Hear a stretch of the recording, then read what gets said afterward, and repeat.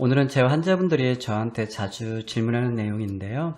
과연 식후운동과 식전운동 중에서 언제 운동하는 게 체중 감량에 더 좋은지에 대한 내용입니다. 중요한 내용이고 너무 자주 하는 질문이라서 좀 자세히 설명드리려고 총 3편으로 제작했는데요. 순차적으로 잘 보시기 바랍니다. 그런데 먼저 식전운동, 공복운동, 식후운동에 대한 정확한 의미를 아셔야 하는데요. 공복의 사전적 의미는 empty stomach, 말 그대로 위가 비어있다는 의미라서 대부분의 사람들은 식전운동을 공복운동으로 알고 계시더군요. 하지만 공복운동은 영어로 fasted exercise라고 하는데요. fasted 또는 fasting의 정확한 뜻은 단식, 금식, 절식입니다.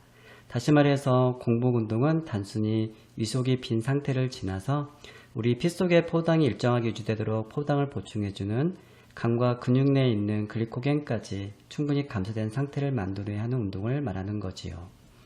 따라서 다음 식사 1시간 전쯤에 하는 단순한 식전 운동과 공복 운동은 다른 말입니다.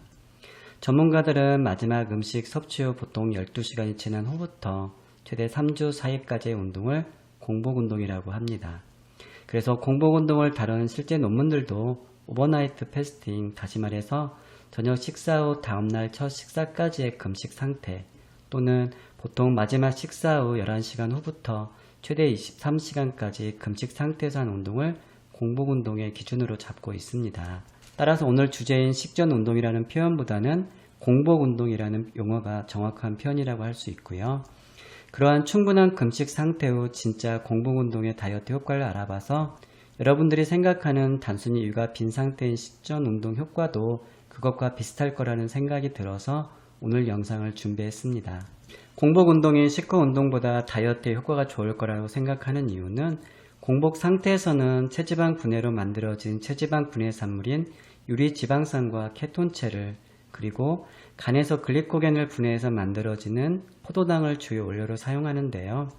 충분하게 공복을 하면 그 중에서 포당이 감소하고 체지방 분해를 억제하고 체지방 합성을 촉진해주는 인슐린까지 감소되어서 공복 때의 주 원료로 체지방 분해 산물인 유리지방산과 케톤체를 더 만들기 위해서 체지방 분해가 촉진된다는 것이지요. 공복운동과 식후운동의 다이어트에 대한 효과를 연구한 관련 논문들을 통합적으로 비교 분석한 메타 분석이 있는데요.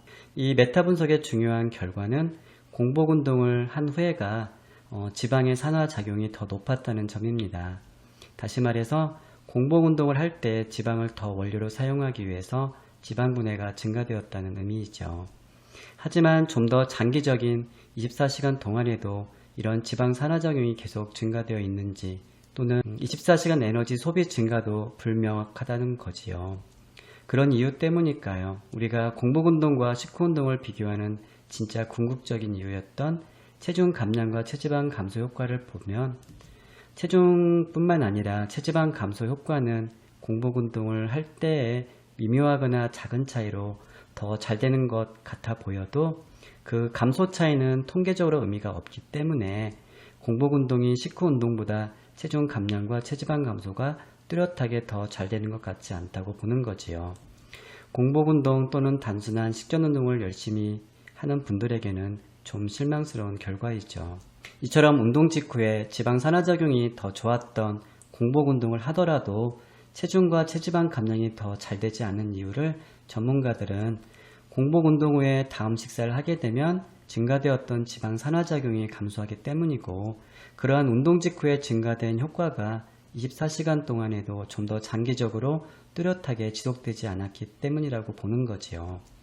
그리고 체지방 분해를 억제하는 인슐린이 최대한 떨어져 있는 식전에 여전히 운동하라고 외치는 분들, 이분들이 식전 운동 엄청 강조하거든요. 그분들이 기대하는 혈당 인슐린 변화를 보더라도 식후 운동을 할 때 혈당과 인슐린 수치는 분명히 공복 운동보다 더 높았지만 공복 운동을 한다고 해서 혈당은 반드시 더 감소하는 것은 아니라는 거예요.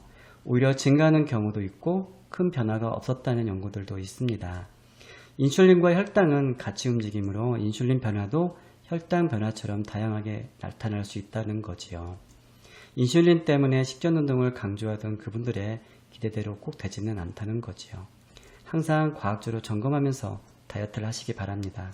오늘도 흥미진진한 식전운동, 공복운동, 식후운동에 대해서 잘 이해하셨죠? 정리하면 공복운동 직후에는 지방 산화가 증가되지만 반드시 체중과 체지방 감량이 더 잘 되는 것 같지 않다는 것입니다. 따라서 그보다 더 짧은 진짜 식전운동을 하더라도 그럴 거라는 것이죠. 그래서 다음 편들이 더 중요합니다. 식전운동, 공복운동, 식후운동을 선택하는 기준과 그래도 공복운동을 좋아하는 분들 또는 아침 공복운동을 하고자 하는 분들을 위한 내용들입니다. 오늘도 끝까지 잘 들어주셔서 감사합니다.